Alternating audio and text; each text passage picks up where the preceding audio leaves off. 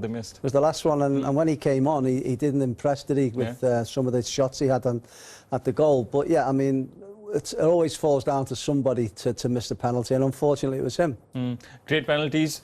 Something we usually don't see. I mean, 11 penalties going in. It's a bit of a rare sight, a unique sight for us. Yeah, I think the average is 1 in 5 saves by the goalkeeper. You could argue international level that a lot of these players are quite proficient at taking penalties at club level, shall I say. And Pickford's interesting because he actually goes early for everything now, and it's whether or not he's been given from the sideline from Margits and the goalkeeping coach, whether he's been given a cue on what side this player prefers to go.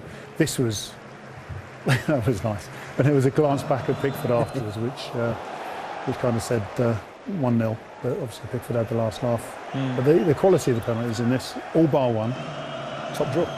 Yep. I mean, you can see what you mentioned. He's standing there. He's not going as early as the previous penalties after going very early the previous times. If you notice, he takes a step. Yeah. And every time he takes a step to go to the side that he wants to go, and that's why he's been flummoxed a little bit there. But when he makes a save, obviously, he's got all the distance he needs to get, and the winning save. I think you've got to give credit to Southgate as well, because them guys were taking that penalty with no fear. With just, you know, because Southgate's missed one famously, and he's probably just said to them, go out and do what you can do, no pressure on you. They would have practiced. They would have practiced.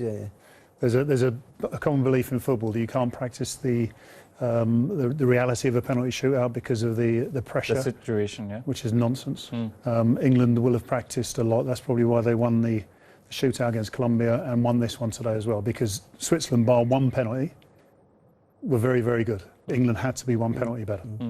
I just wonder how much they practice, because they seem to, in the knockout stages, eventually go to extra time and penalties. So maybe someone should tell them, you know, practice for the 90 minutes as well. Finish the match off there. You don't need to go to penalties all the time. So you've heard that Gareth Southgate's going to go to club football and you're going to pitch in for the England job. Okay. Oh, no. I can't handle the stress. This stress is more than enough for me. Let's take a look at Jordan Pickford, though, doing what he does best in this match. Like you mentioned, probably SONY had the busier job on the night, and then when you watch 5 penalties that have gone by you, tell us what goes through your mind to eventually make this save. Yeah, as I say, I mean, even more so in the modern day, the information on penalty takes. Look, Pickford goes early, and the save he did against Colombia was exactly the same. He's going one way, and there's pretty much he can't go anything else. And you saw a couple of the goals going where he was wrong-footed. The rules are he can keep 1 foot on the line, and he does that perfectly, and it gives him the propulsion. He actually starts a little bit behind the line, gets step in, propels himself across. I'm glowing over the technicalities of it, but I like this keeper a lot, and that was the sort of performance which puts him up there with some of the best in the world. All right, thank you for that crash course in goalkeeping. We enjoyed it. I did learn something, though, the bit you spoke about keepers jumping before moving towards the save. I've seen that with David De Gea and all, and they pull off some great saves. It's interesting to know these little... well, it's great that we have a goalkeeper. Anyone who plays tennis or badminton will understand that. Yep, all right. Well, for Switzerland's part, they didn't have the kind of chances that England did, but they were in the game for quite some time. Unfortunately for them, Shaqiri, their main man, had to go off as well. Well, he took himself off, didn't he? I don't know how serious the injury is. I mean, this is a good opportunity. That was probably the best bit of play Switzerland had, and Xhaka couldn't do anything other than that, but and it was a comfortable save for Pickford.